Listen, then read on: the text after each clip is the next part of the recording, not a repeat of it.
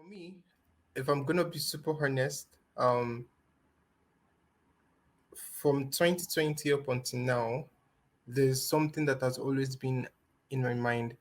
It is very abstract, and so if I'm in the field of science, it becomes very irrational for me to bring this up, right? But it kind of projects from what Susan was talking about. Um, Even when we talk about adaptation, even when we talk about actions on climate change, in my heart, I still see that sense of human dominance over other species. I still get that sense of we got here because we thought we had total control over everything. And Mhm. even the actions we are taking now, it still has that hidden element of, yeah, we understand we're in a system, but we still have control, and it's not really clear as it used to be in the past, but it's still, hidden. It's still there. When I look deeply into this project, I still get that sense of, oh, could there be a way where we could really get deep into nature? It's super abstract. I think about this a lot, and what it could look like in the future is a future where it's weird I'm saying this online, but a future where instead of trying to, you know, study, make these plants, make these animals feel like they are lab rats or they are species for us to really improve our dominance, could there be a common language between human and nature? Could there be a means to really harmonize these two levels of existence, such that there's a flow of information from these creatures, to mankind in a way. That's what really fascinates, brings me, into that state of, I wish I could really speak something into reality. This is what I would really want, where there's a harmony. When we say actions, we are not really acting like tyrants. We are not really going to the forest and say, okay, it has to be 45%, it has to be 50%. Could there be a way where a deep sense of connection is established between mankind and nature, that we kind of, there's a language that comes in somehow, somewhere? I don't know how it's going to work, but there is this language in between human, and such that what we do, even though we would make the decisions, would be a function of, their own, what we've really understood as a result of deeper interactions with them, not as tyrants, not as being autonomous or these strong beings. So that's like what the final dream project would be for me. Like, at the end of my whole activism or being a researcher, if I really see this happen, I think that would be the Mm. biggest win for me. Yeah. Hello, this is Ofran recording from Jordan. Answering the question, what is the utopian world or idea that I would love to see coming true?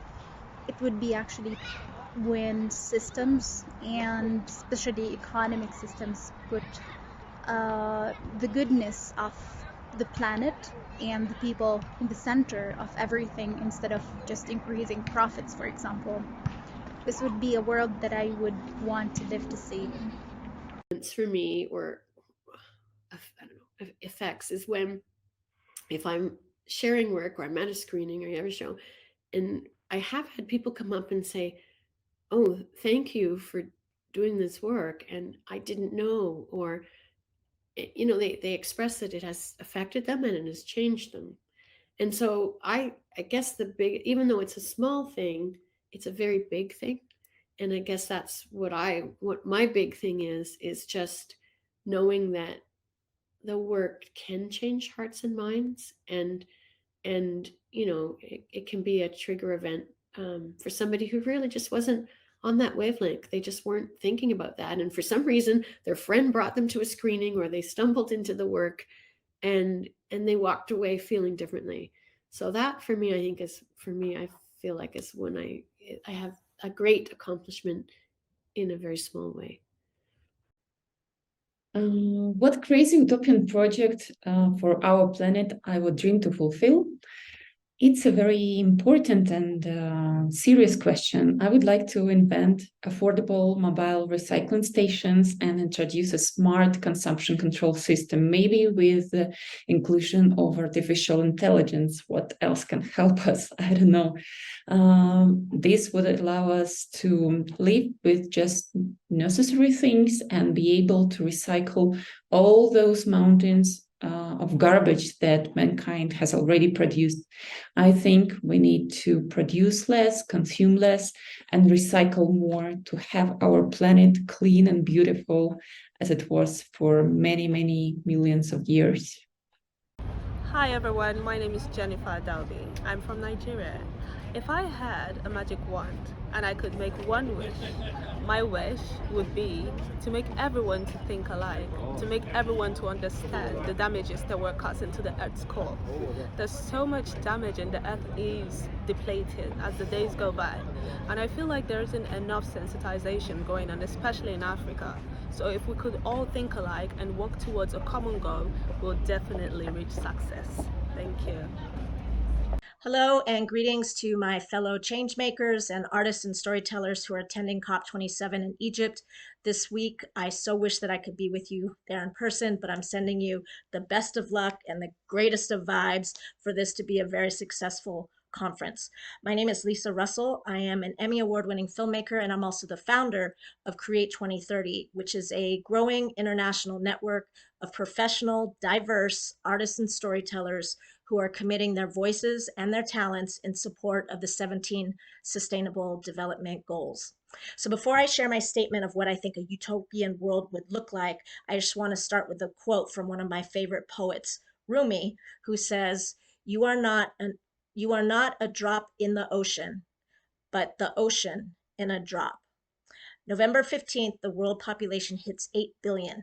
And with that, I think it's going to conjure up, a lot of fear, a lot of anxiety about all the stresses that we are already putting on our planet and are continuing with an increasing number of humans that live on the planet.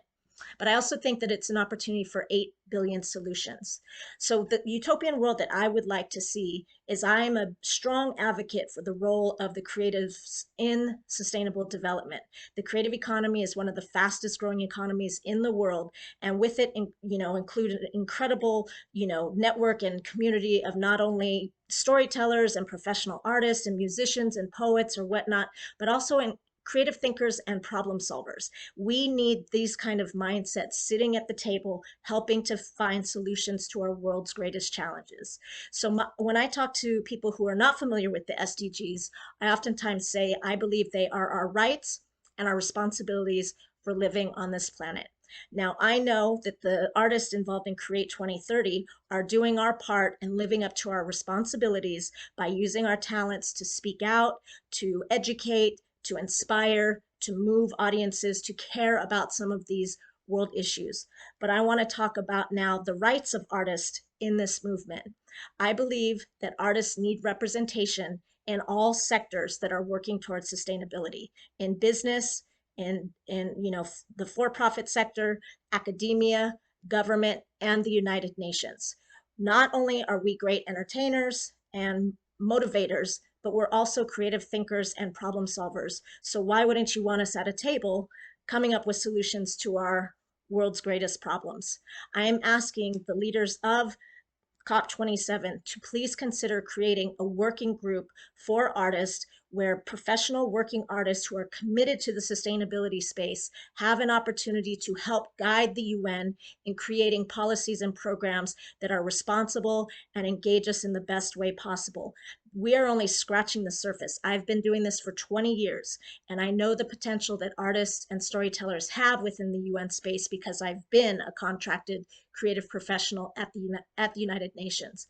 So this is my utopian world. We as artists are sitting at the table on equal power dynamics with the private sector, with government officials, with policymakers, helping to create policies and programs that help amplify the involvement of creatives in sustainable development. So that's all I have to say. Thank you so much for your time, and please have a wonderful, fruitful, amazing conference. I can't wait to hear how the artists are going to be shifting the narrative in this very important historical gathering. Thank you.